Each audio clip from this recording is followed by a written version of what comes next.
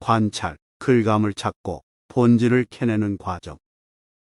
황금으로 된 종이 묻혀 있다고 해서 황정도로 불리는 섬이 있었다. 보물 사냥꾼들이 긴 항해 끝에 섬에 당도했다. 그들은 금속 탐지기로 섬 곳곳을 샅샅이 뒤졌다. 황금종의 흔적은 어디에도 보이지 않았다. 지칠 대로 지친 사냥꾼의 우두머리가 외쳤다. 악마가 종을 숨겨놓기라도 한 것인가. 분이 풀리지 않은 그는 하늘로 탐지기를 내던졌다. 허공을 가르며 낙하한 탐지기가 땅에 닿는 순간 사냥꾼들이 이제껏 들어본 적 없는 깊고도 웅장한 종소리가 길게 울려 퍼졌다. 실은 섬 전체가 커다란 종이었다. 보물을 차지하겠다는 욕심의 마음이 단단히 묶여 있었기 때문일까. 사냥꾼들은 섬의 모양과 형세를 파악하지 않고 오로지 황금종만 찾아 헤맸다. 섬을 둘러보며 지형을 관찰하기만 했어도 보물의 정체를 쉽게 알아차릴 수 있었을 텐데 말이다. 관찰의 중요성은 동서고금을 막론하고 늘 강조되어 왔다. 한자벌교는 사람 인 위쪽에 눈 목자를 올려놓은 구조다.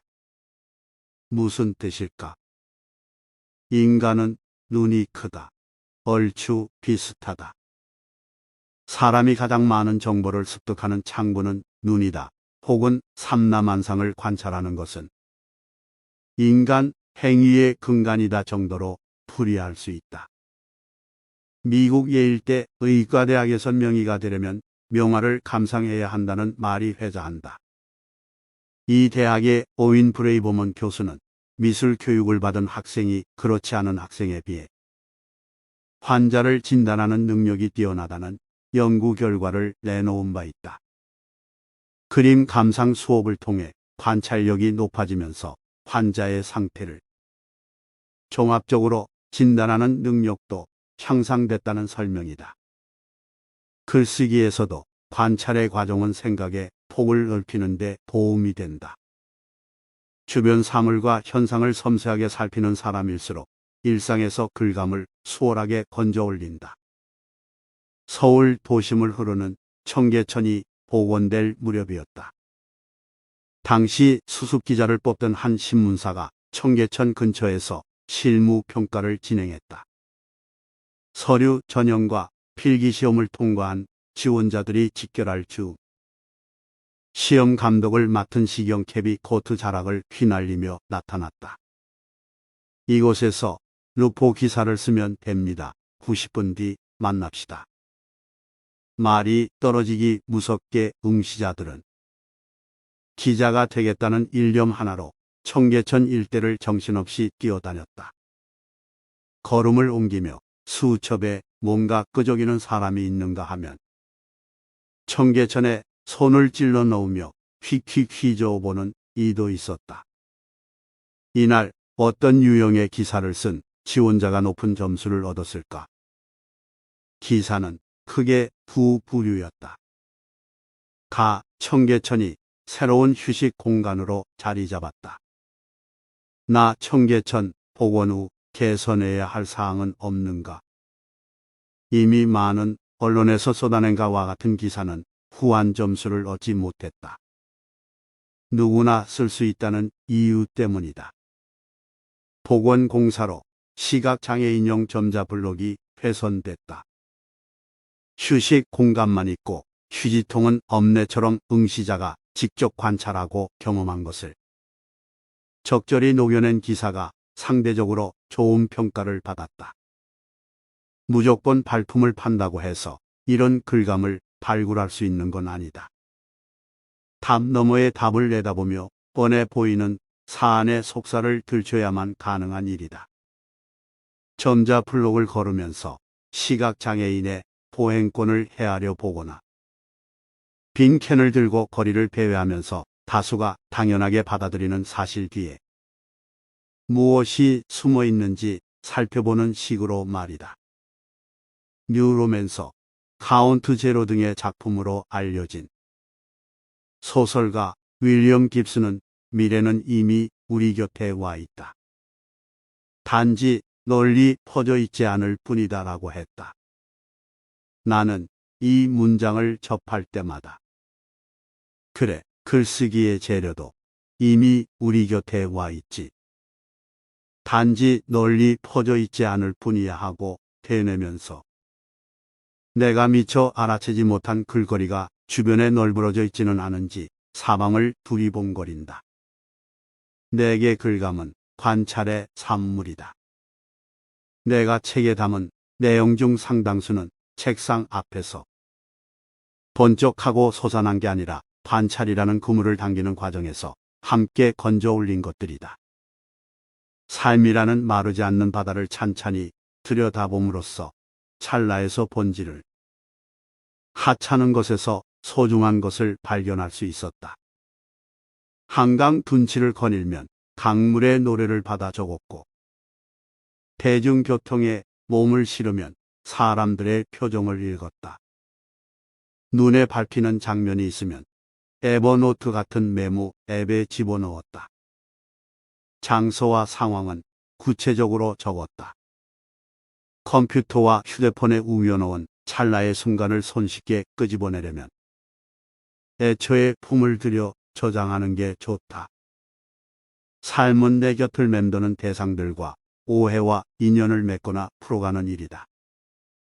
다만 내가 한때 소중했던 것들의 적은 꽃이 아름다운 이유는 그 꽃이 영원히 피어있지 않기 때문이다라는 문장처럼 늘 곁에 머물러 줄 것 같은 이들도 언젠가는 세월의 칼날에 인연이 끊어지면 아득한 곳으로 자취를 감춘다. 그러면 오해를 풀 수 있는 기회도 허공으로 흩어진다.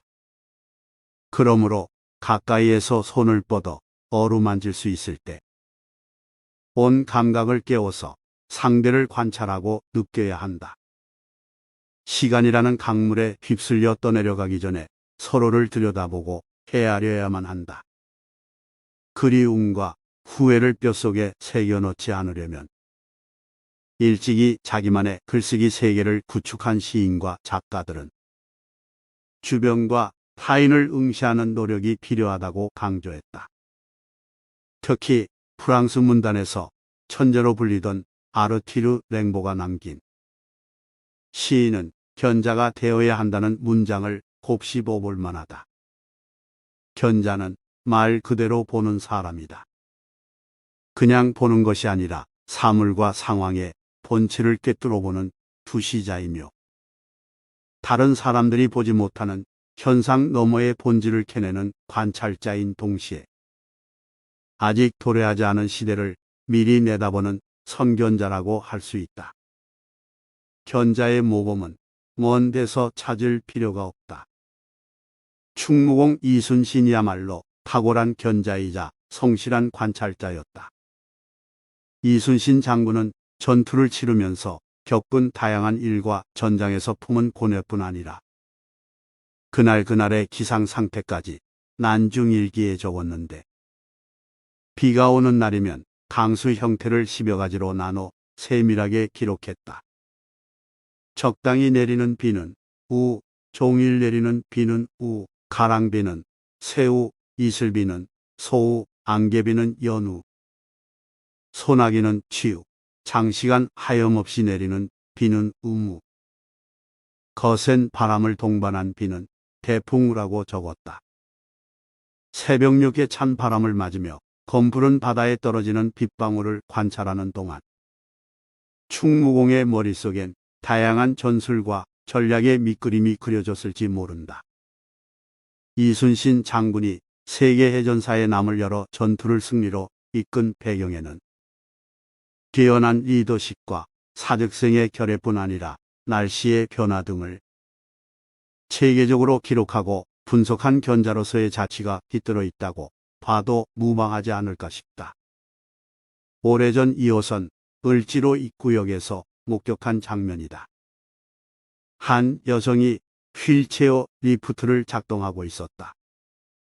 공익 근무 요원이 옆에 있었지만 리프트에 익숙한 그녀가 기기를 직접 조작하는 것처럼 보였다. 그녀를 켰는지라며 계단을 오르던 중년 남성이 불쑥 말을 걸었다. 아가씨, 내가 도와줄게요. 그러자 주변에 있던 사람들이 비둘기 떼처럼 모여들었고 누군가 휠체어를 들어서 옮겨줍시다 하고 외쳤다. 행인들의 시선과 수롱거림이 여자를 에워싸기 시작했다. 난 걸음을 멈추고 그녀의 표정을 들여다봤다. 낯빛이 하얗게 굳어진 걸 알 수 있었다. 혼자 충분히 할 수 있는데 하는 표정이었다. 선의에서 비롯된 행동이 오히려 그녀를 곤란하게 만든 듯했다. 그녀가 원한 진짜 도움은 무엇일까? 어쩌면 사람들의 관심이 아니라 무관심을 원했던 것 아닐까? 중년 남성이 곁눈으로 대충 보지 않고 잠시 얼굴을 돌려서 여자가 리프트를 조작하는 모습을 제대로 살펴봤다면 섣부른 친절을 베풀기보다 잠시 떨어져 지켜보거나 도움이 필요하세요? 하고 질문을 건네지 않았을까? 인간은 사람인과 사이간이 합해진 글자다. 사람과 사람 사이에는 쉽게 메울 수 없는 간격이 존재한다. 다만 한 발짝 다가가 가까이에서 상대를 바라보면 떨어져 있을 땐 보이지 않던 것이 보이곤 한다. 서로에 대해 몰랐던 걸 인식하는 과정에서 둘 사이의 간격은 좁혀지고 편견은 줄어든다. 때론 관찰이 사람 사이에 있는 허공과 우주를 틀어막는다. 어쩌면 일상에서 관찰이라는 스위치가 딸각하고 들어오는 순간 나를 둘러싼 세계와 새로운 관계를 맺게 되는지도 모를 일이다.